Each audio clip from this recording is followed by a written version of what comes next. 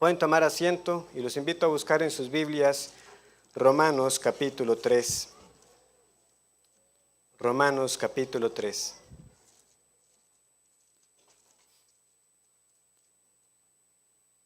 Y en esta tarde estaremos estudiando de los versículos 21 al 26.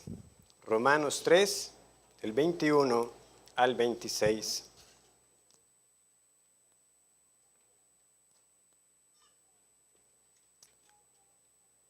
Dice así la palabra del Señor.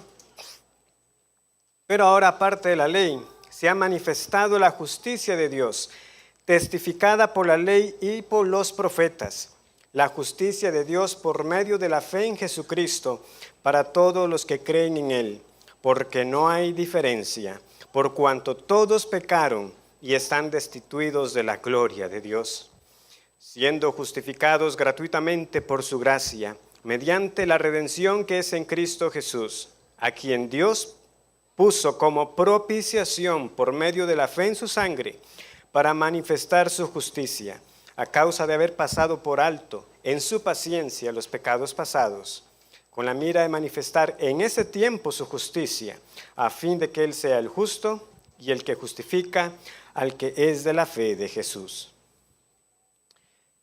Hay cosas que yo tengo muy claras. Por ejemplo, yo no soy un cinéfilo. No estoy pendiente de la cartelera, no me entusiasmo por la continuación de una saga, y son pocas las películas que he visto más de una vez. Y las que he visto más de una vez es probablemente porque me quedé dormido la primera vez. Y si esto le sumamos, mi esposa puede dar fe de ello, ¿verdad? Si tienen duda de que me duermo viendo películas. Realmente, cuando uno la ve ya por segunda vez, también es difícil mantener el entusiasmo, ¿verdad? Porque ya uno sabe lo que va a pasar. O sea, ya sé el final, ya sé en este momento lo que va a hacer tal personaje. A menos de que uno esté tan realmente metido en esa historia y que a pesar de entender lo que pasó en la película, usted la sigue viendo porque cada vez quiere ver más detalles de por qué el director tomó la decisión de que en esta escena pasara esto, de que ese diálogo fuera tal como se puso. Y hay personas que son así, no se cansan de ver la misma película. No sé cómo lo logran, pero siguen viendo la misma película más de una vez. ¿Cuán chocante resultaría para uno que alguien, o sea, para alguien que ve muchas veces la misma película, que luego hablara con alguien acerca de esa misma película y le dijera con toda naturalidad, oh sí, como cuando el personaje A le dice esto al B y esto desencadena tal evento? ¿Cómo?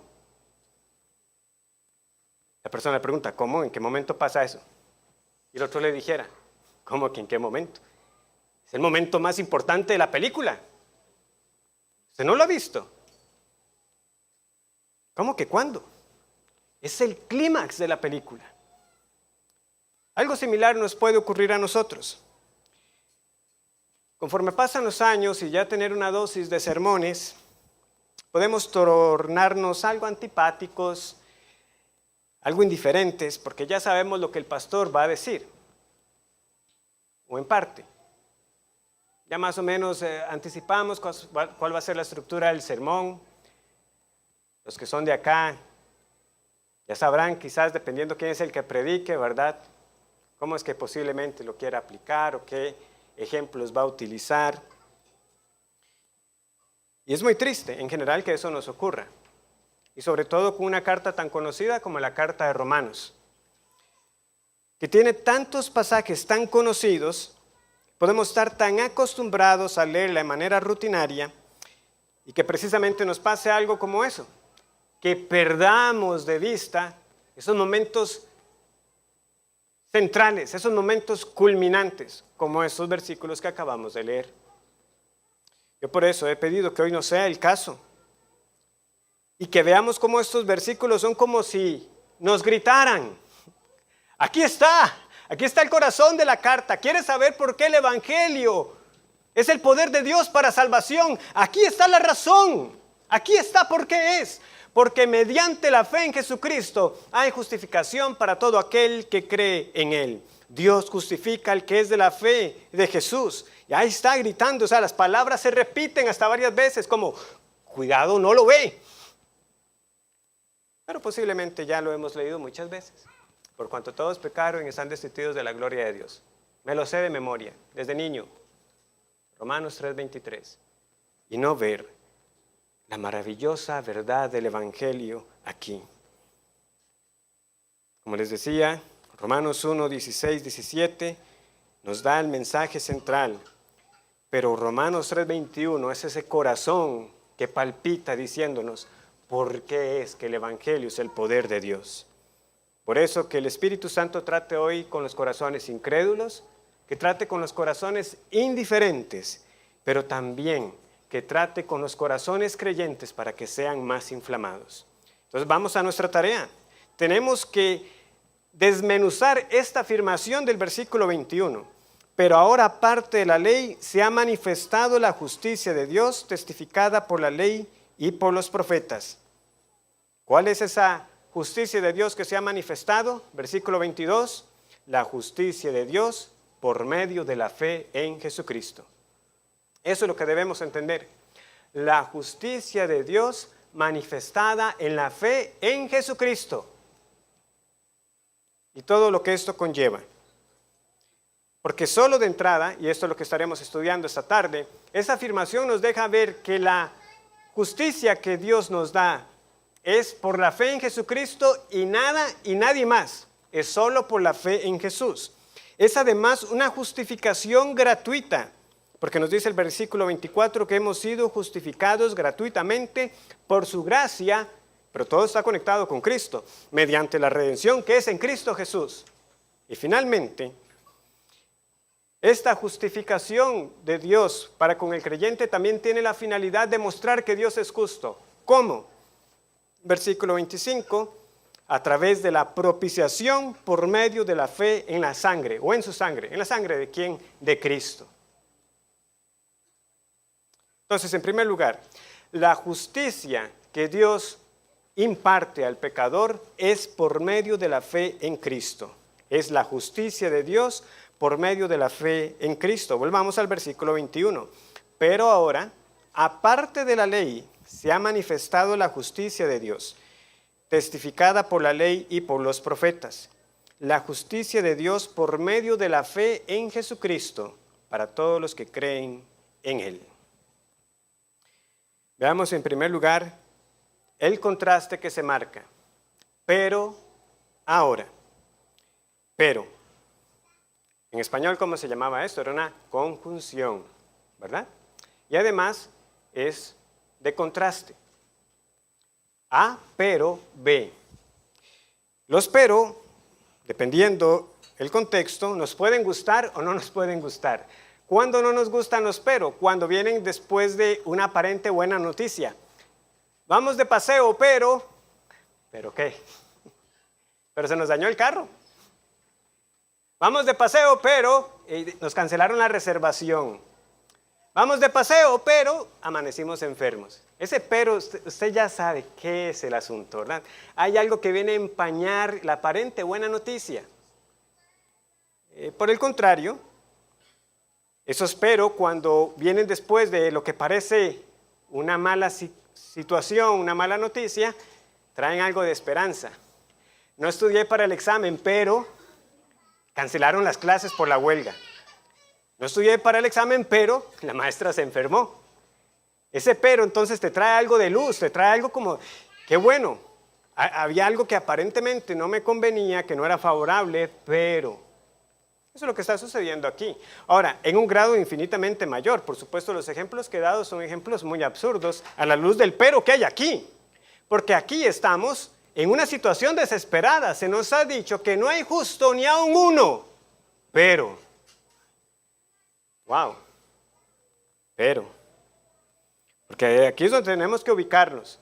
Nosotros estamos sentados en el banquillo de los acusados. Y se nos ha ido demostrando desde el versículo 18 del capítulo 1 que todos somos culpables. Todos. Ahí no hay excepción.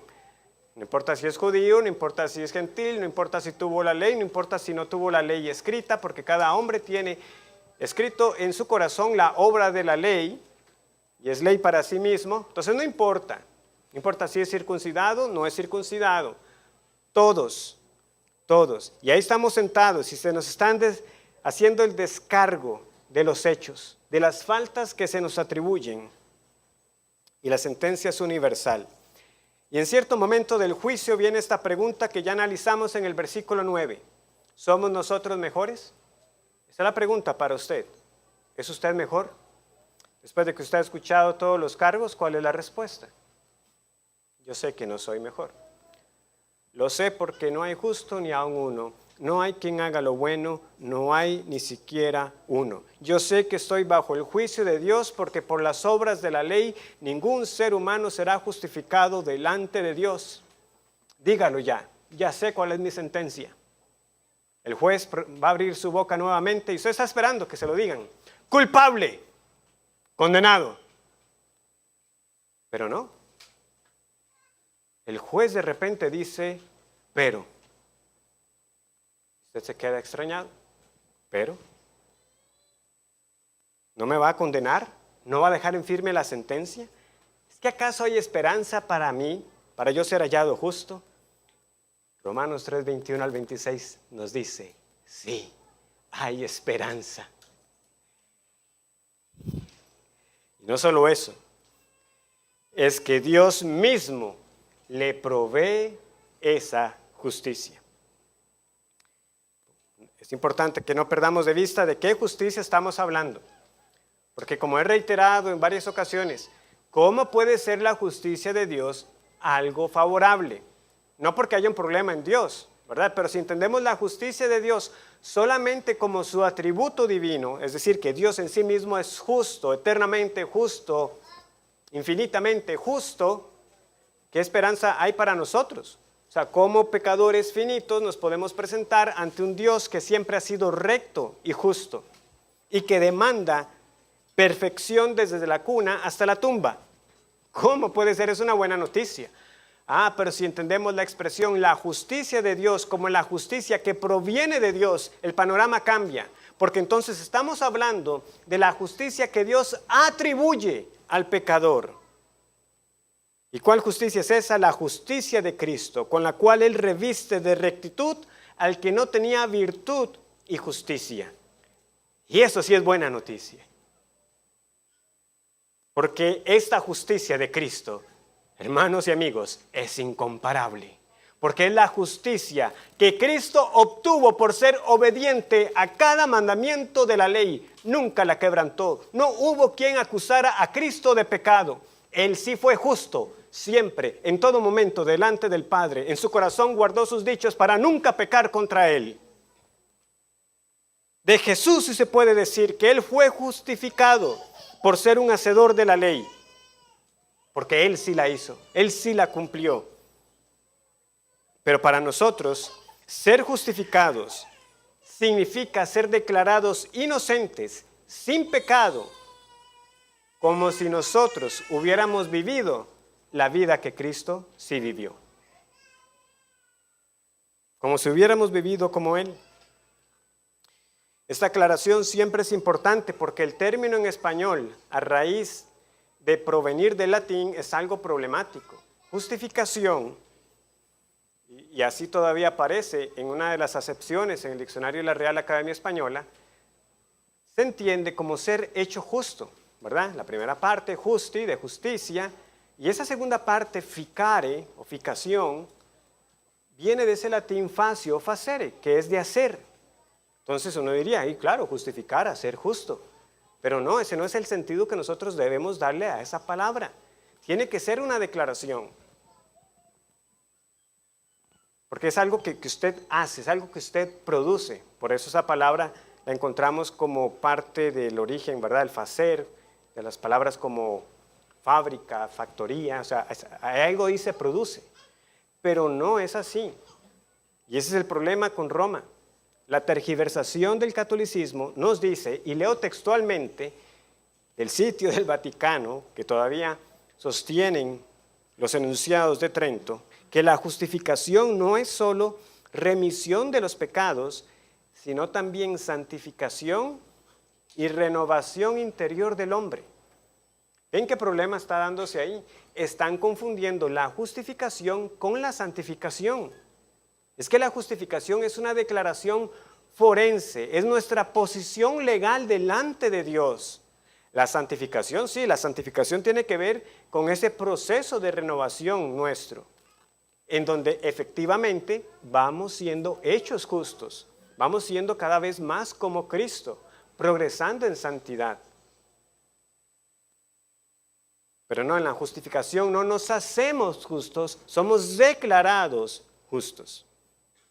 Otra aclaración que también el apóstol nos hace aquí, ¿verdad?, es que esta justificación es aparte de la ley. Pero vean el lenguaje cuidadoso del apóstol, es aparte de la ley, no contra la ley. Y eso es crucial. Aparte, no en contra. Lo que nos está diciendo es que para nosotros nunca íbamos a poder lograr la justicia por las obras de la ley. Justamente esa era ese corolario, ¿verdad? Por las obras de la ley ningún ser humano será justificado delante de Dios. Pero entonces, aparte de la ley, es decir, no por guardar la ley, hay esperanza para el hombre. ¿Pero por qué? ¿Porque Dios hizo al lado la ley completamente? No. Esa parte de la ley para nosotros que la quebrantamos, pero sigue siendo por la ley que Cristo sí cumplió. Eso es trascendental. Dios no dio la ley para simplemente luego tirarla. No, somos justificados precisamente porque Cristo sí la cumplió. Y como ya luego veremos adelante, porque no es el propósito del sermón, el creyente luego tendrá esa ley como su regla de vida. Pero en cuanto a la justicia que nosotros necesitamos, no viene por guardar las obras de la ley. Eso es definitivo. Y esto no era un mensaje nuevo, porque vean que dice que ha sido testificado por la ley y por los profetas. Es decir, que la ley misma testificaba, vea, yo expreso el carácter de Dios, pero yo no le voy a dar vida a usted. En el sentido de guardarlas perfectamente para ganar justicia delante de Dios. Esto no está en contraposición con ese versículo que hemos estado escuchando por las mañanas, de que esta es vuestra vida. De nuevo, es entender nuestra relación con la ley. No para justicia delante de Dios, pero sí para vivir vidas justas delante de Él. Y en un sentido también ha sido testificado porque es el mensaje antiguo. O sea, el Evangelio es eterno en un sentido, también lo llama Apocalipsis. ¿Cómo lo llamó Pablo en Romanos capítulo 1? Si nos regresamos unas páginas atrás en Romanos capítulo 1, en Romanos 1:2 leemos que Pablo había sido apartado para el Evangelio de Dios, que él había prometido antes por sus profetas en las Santas Escrituras. Entonces, ahí está, en la ley y en los profetas, en todas las Escrituras, esta justicia que viene de Dios está ahí testificada. Siempre estuvo ahí presente para darnos a entender la justicia que usted necesita no la puede obtener, pero Dios la da por la fe en aquel que iba a venir para los santos en el pasado, para nosotros, por aquel que ya vino. Ahora bien, como les digo, ese es el punto. Dios, para justificarnos, no hizo a un lado sus mandamientos. Esa demanda legal tenía que ser satisfecha, pero la misma ley y los profetas ya anticipaban y nos prometían a ese quien sí podría librarnos de la maldición por haber quebrantado la ley de Dios y siendo libertados, ahora vivir para Él. Una tercera observación de estos dos versículos que hemos visto que la justicia que Dios nos da no es por la ley, es por la fe en Cristo. Segundo, hemos visto que es aparte de la ley, pero no contra la ley. Pero tercero, no es solo por la fe, es por la fe en Cristo. Y eso también es un punto importante. La fe en sí misma no salva. ella es el instrumento. Noten el lenguaje cuidadoso también que desde el 21 al 26 constantemente aparece. Mediante, mediante, mediante. Es un instrumento por medio o mediante, por medio, mediante. Es simplemente un instrumento. No es la fe en sí misma la que salva. Ella es como el martillo y el cincel en las manos de un artista que le da forma a la piedra y al mármol. Pero ¿a quién le damos nosotros la alabanza? Martillo y cincel, ¿qué obra que han hecho? No, es al escultor. Por lo tanto, es Cristo quien salva, no la fe. La fe en Cristo, pero no la fe por sí sola. Porque la gente tiene confianza en muchas cosas. Porque eso es lo que pasa cuando no creemos plenamente en Cristo. Podemos creer en cualquier otra cosa. En que estamos jóvenes, en que tenemos ahorros, en los avances médicos y tecnológicos, chamanes, en cualquier otra cosa. Religiones falsas. Pero no, porque Cristo es el Cordero de Dios, porque Cristo es un poderoso Salvador, porque Cristo murió y resucitó, es que todo aquel que crea en Él es justificado. Y esta fe salvadora no es de nosotros, Dios también la da. Como lo dice Efesios 2, 8, 9. En resumen, ¿debemos creer para ser justificados? Sí, debemos creer. ¿Solamente en Cristo? Sí, solamente en Él. Pero hay más. Si nos queda alguna duda de que esta justificación es solo por la fe en Cristo, por cuya justicia somos declarados justos y no por mérito alguno en nosotros, ni aún el mérito de haber creído, se nos dice ahora que esta justicia es gratuita por la redención en Cristo. Vean que son frases parecidas, pero cada una lleva información adicional. Versículo 22, nuevamente al final. Porque no hay diferencia, por cuanto todos pecaron y están destituidos de la gloria de Dios, siendo justificados gratuitamente por su gracia, mediante la redención que es en Cristo Jesús. El 23 es un versículo sumamente conocido. ¿Qué quiere decir el apóstol con que somos destituidos de la gloria de Dios? Bueno, hay dos posibilidades mayoritarias. En primer lugar es que entendamos que estamos excluidos de la gloria de Dios en el sentido de estar en su presencia, sin acceso a estar con Dios en su gloria. Es cierto que por el pecado, Adán y Eva fueron expulsados del huerto, ¿verdad? Y se puso una espada de fuego para que no entraran. Pudiéramos como imaginarnos eso, ¿verdad? Fueron destituidos de la gloria de Dios. Lo mismo se dice de nosotros, que nosotros tenemos ahora una mente ajena a la vida de Dios, que andamos entenebrecidos. Y por lo tanto, no tenemos parte con el reino de Dios y su gloria. Sin embargo, esta frase también se puede entender como recibir la aprobación o la alabanza de alguien. Yo los invito a que busquen conmigo Juan capítulo 12. Vamos a Juan capítulo 12.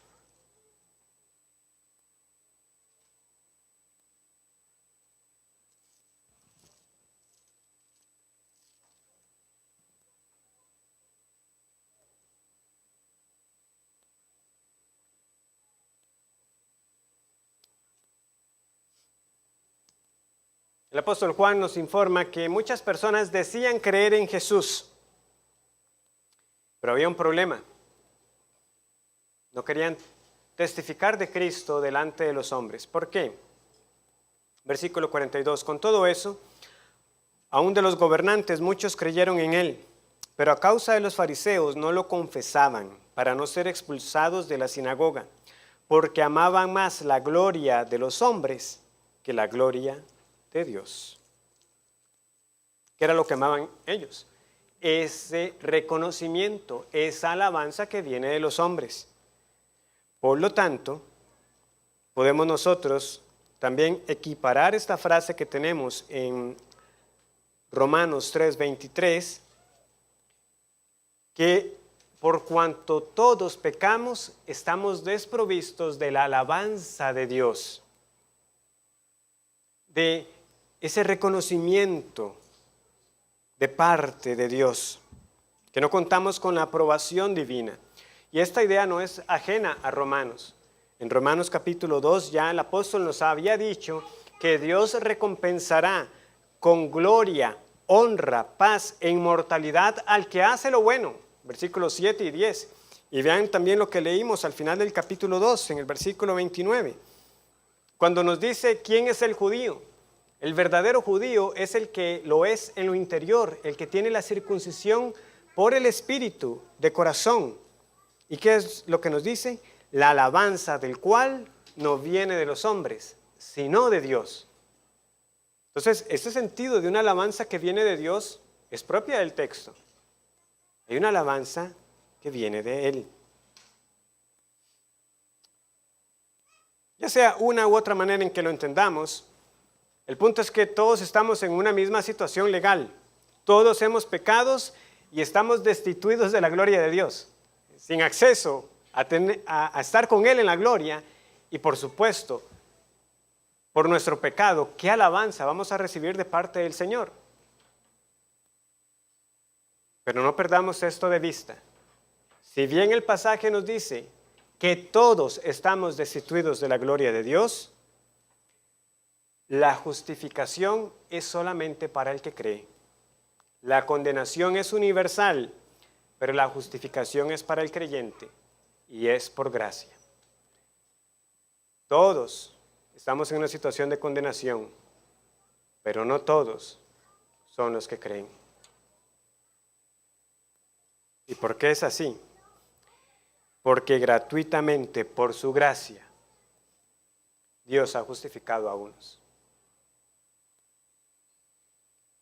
Vean que suena hasta redundante. Justificados gratuitamente por su gracia, como para que no nos quede dudas. ¿Qué significa gratuitamente? Esa no la sabemos, ¿verdad? Es de nuestras palabras favoritas. Algo gratis. No tiene costo. No hay que pagar por ello. La palabra en griego también da la idea de sin causa. Es decir, no hay algo por lo cual la persona esté obligada a darle algo a usted. O sea, sin ninguna causa. ¿Y qué es gracia? Palabra que también usamos constantemente. Pero gracia también expresa una idea similar. Es un don, es decir, un regalo inmerecido. Es extendido con liberalidad de parte del que lo da. Un regalo que se nos da no por alguna condición en nosotros, ni por haber previsto algo en nosotros favorable, sino todo lo contrario, siendo merecedores de la ira justa por nuestros pecados. Y a pesar de eso, Dios en su gracia nos concede esta justicia de Cristo. ¿Por qué es gratuita esta justificación? Aquí se nos da la razón. Es gratis para nosotros porque alguien pagó. Versículo 24. Mediante, lo ven otra vez, instrumentalidad. Mediante la redención que es en Cristo Jesús. ¿Qué es ser redimido?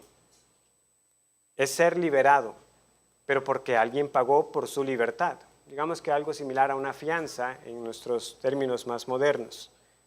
Pero usted era esclavo y para poder ser liberado alguien tenía que pagar. Eso era ser redimido. Entonces se nos dice que somos justificados gratuitamente porque por Cristo hemos sido redimidos. Él pagó. Y esto hay que considerarlo. Si somos declarados inocentes, entonces, ¿qué sucede con todas las faltas cometidas? Porque vean, ¿qué sucede en los juicios terrenales? En un juicio terrenal, si a usted lo absuelven de los cargos, es porque no se pudo demostrar, sin lugar a duda, de que usted los cometió. Pero en nuestro caso, nuestra declaración de inocencia no es por eso. Porque nosotros estamos bien conscientes de que sí los cometimos, de que sí somos responsables por nuestros pecados. No fue que se nos atribuyeron falsamente, no, sí los cometimos. Y si la paga del pecado es la muerte, ¿cómo es posible la redención una vez más por y en Cristo? Como leemos en Colosenses, que el Padre nos ha hecho aptos para participar de la herencia de los santos en luz y nos ha trasladado al reino de su Hijo, en quien tenemos redención por su sangre, el perdón de pecados. Colosenses 1:14. Por quien tenemos redención. Por su sangre, el perdón de pecados. Como cantábamos ahora, Cristo mi alma rescató, para siempre cantaré. Todo lo pagó Cristo, quien por mí libremente derramó su sangre carmesí. Eso es la redención. Gloria a Dios. Pero nos queda un tercer aspecto. ¿Por qué Dios lo hizo de esta manera? Para demostrar su justicia. Es decir, la justicia de Él en este caso. De que Él es un Dios justo. Y para eso fue necesaria la propiciación por la fe en Cristo. Leamos el versículo 25. ¿A quién? ¿Quién es quién? ¿Quién es el sujeto de esta oración? Ahora viene el versículo anterior, Cristo Jesús, ¿verdad? Entonces podemos leer a quien Dios puso, ¿verdad? Dios puso a Cristo como propiciación por medio de la fe en su sangre, para manifestar su justicia, a causa de haber pasado por alto en su paciencia los pecados pasados, con la mira de manifestar en este tiempo su justicia, a fin de que Él sea el justo y el que justifica al que es de la fe de Jesús. Es una palabra grande la que tenemos ahí. Dios puso a Cristo como propiciación. En el griego la palabra es como hilasterion. Hilasterion. ¿Y saben a qué palabra corresponde? Bueno, la Septuaginta, que es la traducción griega del Antiguo Testamento, usa hilasterion para referirse al propiciatorio, que era una tapa o una plancha de oro que cubría el arca del pacto. La descripción más amplia está en Éxodo 25, del 10 al 22. No vamos a leer todo el pasaje. Por ahora solo recordemos esto. En ese arca del pacto había una tabla de oro. También se le llamaba el asiento de la misericordia. Y Pablo está usando ese mismo término para referirse a Cristo, que Cristo es el propiciatorio. Eso quiere decir que nosotros podemos conectar el para qué era ese propiciatorio en el Antiguo Testamento con la obra de Cristo. ¿Cuándo es que el propiciatorio adquiere una relevancia enorme en el Antiguo Testamento?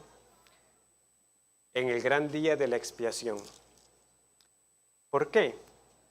Porque una vez al año, solamente una vez al año, el sumo sacerdote debía entrar para ofrecer sacrificios y poner y rociar la sangre en ese propiciatorio.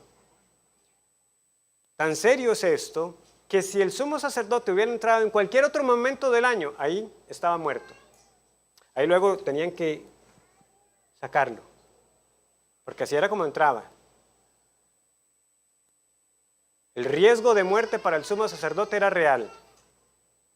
Y en ese día de la expiación, Dios se aparecería en una nube sobre el propiciatorio. Yo los invito a que vayan buscando en sus Biblias Levítico 16, donde tenemos más detalles de ese día. Levítico 16.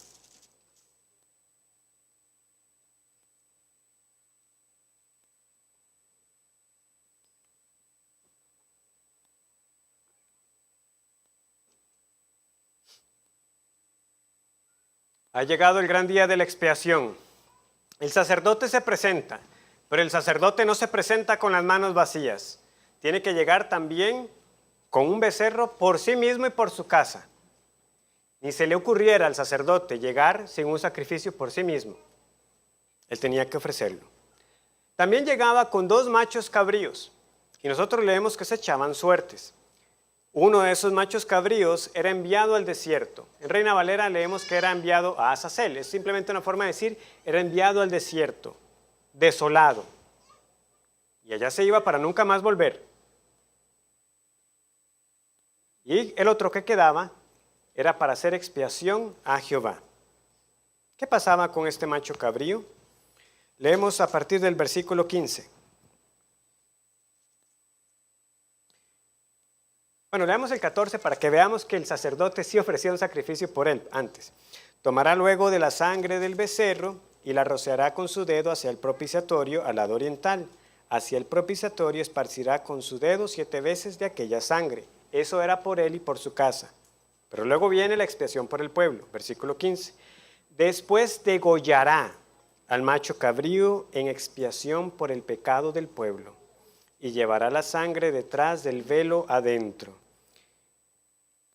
Y hará de la sangre como hizo con la sangre del becerro, y la esparcirá sobre el propiciatorio y delante del propiciatorio. Así purificará el santuario a causa de las impurezas de los hijos de Israel, de sus rebeliones y de todos sus pecados. De la misma manera, hará también al tabernáculo de reunión, el cual reside entre ellos en medio de sus impurezas. Este gran día de la expiación y estos 2 machos cabríos, tanto el que era enviado al desierto como el que era sacrificado, encuentran su cumplimiento en Cristo, quien siendo mejor que cualquier sacerdote del linaje de Aarón, Él se presentó a sí mismo, no solo como sumo sacerdote, sino también como la ofrenda misma. A diferencia de aquellos sacerdotes falibles, Cristo no tuvo que presentar un animal por sí mismo. ¿Por qué? Porque Él, de nuevo, cumplió la ley perfectamente. Él no necesitaba un sacrificio por sí mismo. Pero tampoco ofreció 2 animales por el pueblo, sino que se dio Él mismo. Porque Él en sí mismo cumplía ambos aspectos, tanto de la expiación como de la propiciación. Él fue muerto en nuestro lugar, su sangre fue derramada para quitar las impurezas de nosotros y también por Él podemos tener la certeza de que nuestros pecados han sido llevados lejos para nunca más ser tomados en cuenta. Ese es Cristo. Por eso es el mediador de un mejor pacto, porque la ira del Padre que estaba sobre nosotros fue descargada en Él. Y la ira fue apaciguada. Por eso, estando ya presente Cristo, sumo sacerdote de los bienes venideros, por el más amplio y más perfecto tabernáculo, no hecho de manos, es decir, no de esta creación, y no por sangre de machos cabríos ni de becerros, sino por su propia sangre, entró una vez para siempre en el lugar santísimo, habiendo obtenido eterna redención. Una vez y para siempre, redención eterna. Cristo lo pagó de una vez y para siempre. Amén.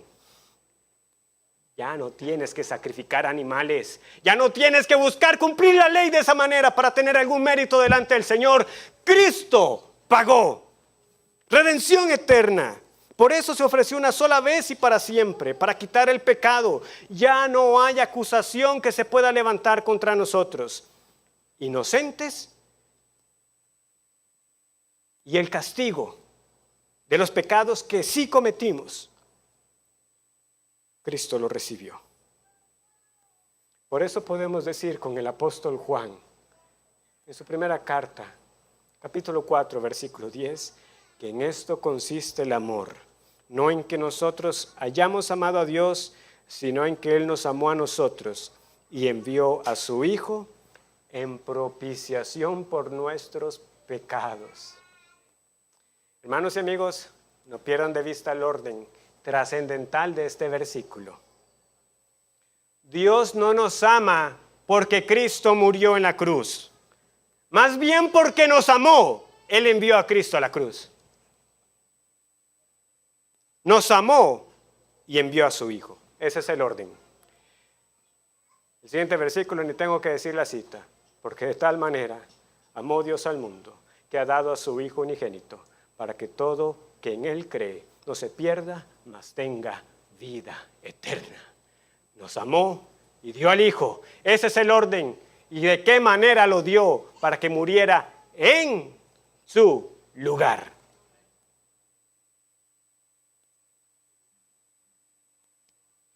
Pero como les digo, hay algo interesante que está sucediendo en este capítulo 3, en el versículo 25.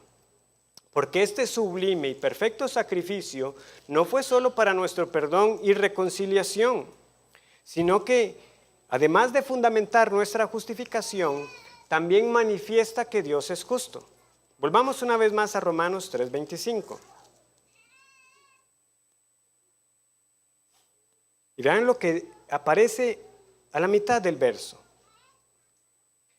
Para manifestar su justicia a causa de haber pasado por alto en su paciencia los pecados pasados. Manifestar su justicia. ¿Cómo es esto de que nuestra redención en Cristo y la propiciación de nuestros pecados son el fin de que Él sea el justo? Porque si seguimos, vean lo que dice el versículo 26. Con la mira de manifestar en ese tiempo su justicia, a fin de que Él sea justo, o de que Él sea el justo. A fin de que Dios sea justo. Pero si Dios es justo, sí, claro, nosotros lo sabemos. No obstante, el que Dios perdone pudiera ser motivo para que los incrédulos, y cuidado si hasta nosotros mismos, acusáramos a Dios de injusticia y de falsedad. Dios, ¿no dijo usted en su palabra que el alma que pecare, esa morirá? ¿Cómo es que todos esos están vivos si han pecado? ¿Cómo es que estos han sido reconciliados si pecaron contra usted? Si somos honestos, puede que nosotros mismos hayamos luchado con esta aparente discrepancia en el trato de Dios con distintas personas a lo largo del Antiguo Testamento. Algo así como cuando los hijos nos reclaman: papi, estás haciendo algo que tú nos has dicho que no debemos hacer. Sí, pero es diferente. Yo soy su papá. A veces uno tiene que buscar, bueno, ¿cómo le hago entender? ¿Verdad? Es una acusación justa que está haciendo contra mí. En efecto, estoy haciendo algo que yo les he dicho que no hagan.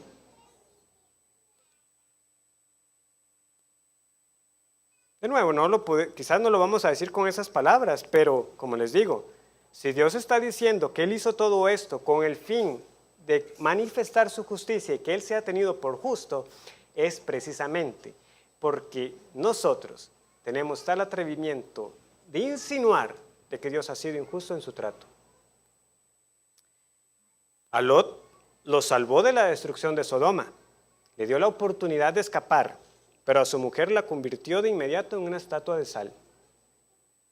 A Nadab y a Abiú los incineró al ofrecer fuego extraño. Pero a Moisés no le permitió ver la tierra prometida. Humanamente, ¿qué piensa uno después de todo lo que hizo Moisés? Por haber golpeado la roca. Por haber golpeado la roca. No me santificó. No va a ver la tierra prometida. El buen Jonatán murió en la batalla junto con su desobediente padre Saúl. Saúl sí, rey malo, que se muera. Pero Jonatán murió en esa misma batalla.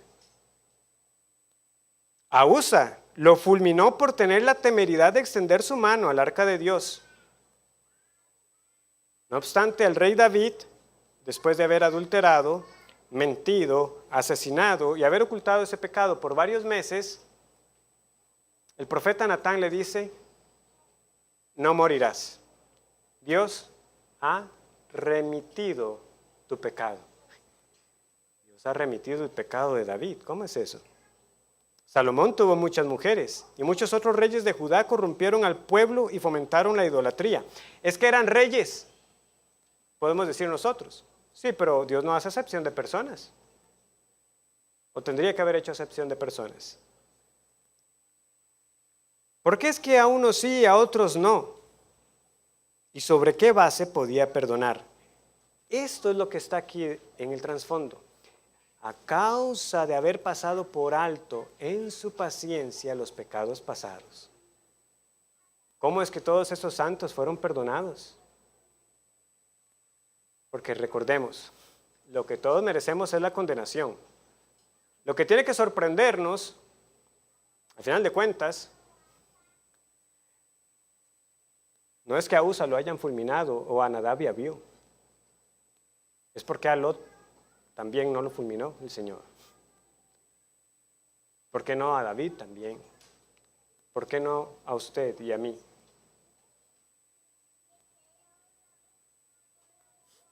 Esa es la pregunta. Porque aunque no hay tribunal más alto que el celestial, porque Dios es recto y ha dado una ley, en un sentido, y con esto soy cuidadoso con lo que voy a decir, pero en un sentido es como si Él mismo también está regido por su ley. De nuevo, porque alguien pudiera decir, Dios, usted ha dicho esto, pero está actuando de otra manera. Usted ha dicho que el que peca contra usted morirá. Han pecado contra usted y no los ha castigado. ¿Recuerdan esa pregunta retórica de Abraham? ¿El juez de toda la tierra no ha de hacer lo que es justo? Por supuesto que lo hará. Y de este modo, para silenciar toda boca, para anular cualquier intento de acusación contra su nombre, Dios en su paciencia soportó todos estos pecados cometidos que parecían no ser castigados, porque el día vendría en que ese castigo sería efectivo en Cristo. ¿Por qué perdonó a David? Ve a la cruz. Esa es la respuesta. ¿Por qué perdonó a cualquier otro que nosotros entendamos que ha sido salvado por el Señor? Porque Cristo pagó por él. ¿Eres injusto, Dios? ¡Jamás! No pensemos de esa manera. Que no esté en nosotros ese pensamiento, ni mucho menos decirlo. Cada vez que nosotros tan siquiera pensemos por un momento que Dios está siendo injusto, en un sentido, tenemos que ver la cruz. Tenemos que ponernos ahí en Getsemaní. Tenemos que ver a ese Cristo crucificado, molido, herido por nuestros pecados, con esa espina, esa corona de espinas en su rostro, ensangrentado. Porque somos nosotros los que nos descarriamos como ovejas, pero Él fue herido por nuestras rebeliones. Él fue molido, el castigo de nuestra paz fue sobre Él. Es como si Dios proclamara, ahí está la respuesta. No soy injusto, no hay ni un solo pecado que no quede sin su justo pago. Los de mi pueblo en la cruz, los de los incrédulos por la eternidad. Pero todos recibirán justicia. Todas las faltas han sido canceladas. No escatimé a mi propio Hijo. Ahora sí, ¿quién acusará a los escogidos de Dios? Es lo que Pablo luego podrá decir con toda certeza en Romanos 8. ¿Quién? ¿Quién podrá levantar una acusación contra usted y contra mí, hermano, si somos creyentes? Nadie. Ni aun ni nuestras propias conciencias. Porque si hemos entendido bien el Evangelio, debemos siempre tener la certeza plena de que yo he sido perdonado plenamente. Porque toda mi maldad fue puesta en Cristo. Y Él recibió el castigo en mi lugar. ¿Qué ira queda para el Hijo de Dios? Fueron siglos, pero Dios cumplió.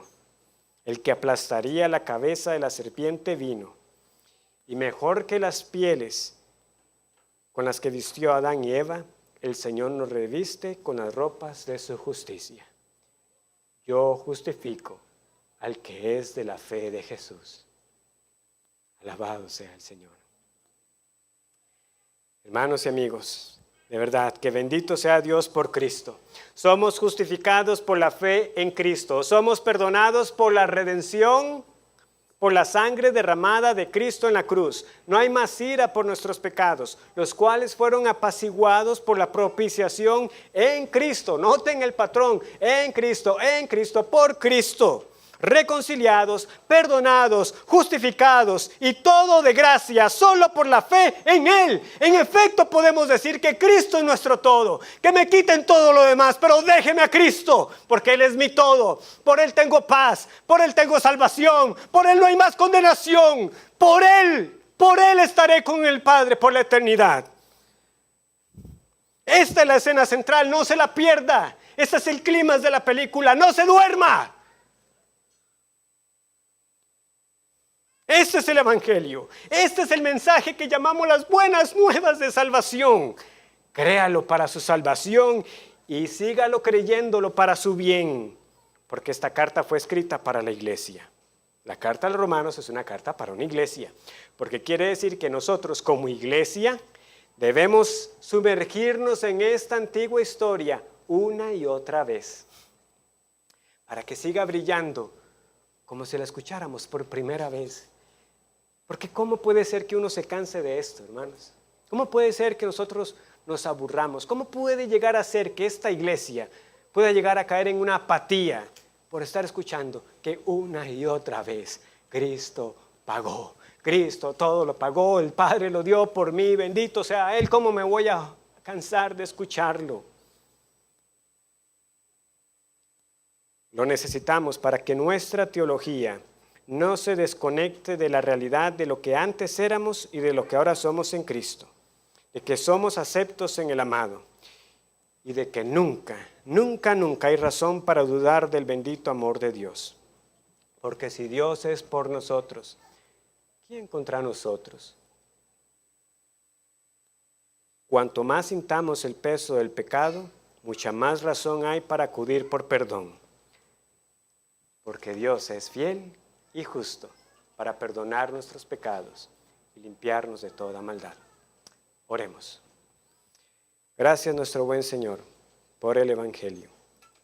Gracias por hacernos llevar nuestros ojos una vez más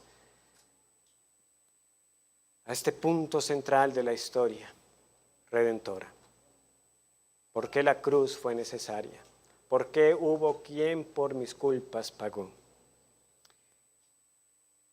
Bendito pacto de redención que el Dios Trino concertó.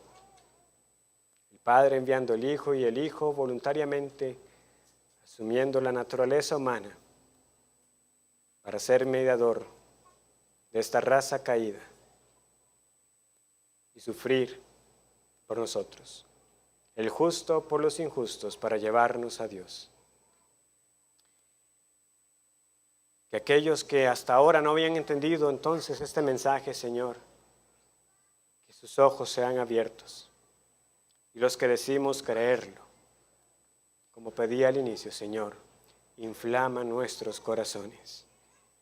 Aviva tu iglesia para que este mensaje siga siendo atesorado, proclamado y creído. A ti sea la gloria. En el nombre de Cristo lo pedimos. Amén.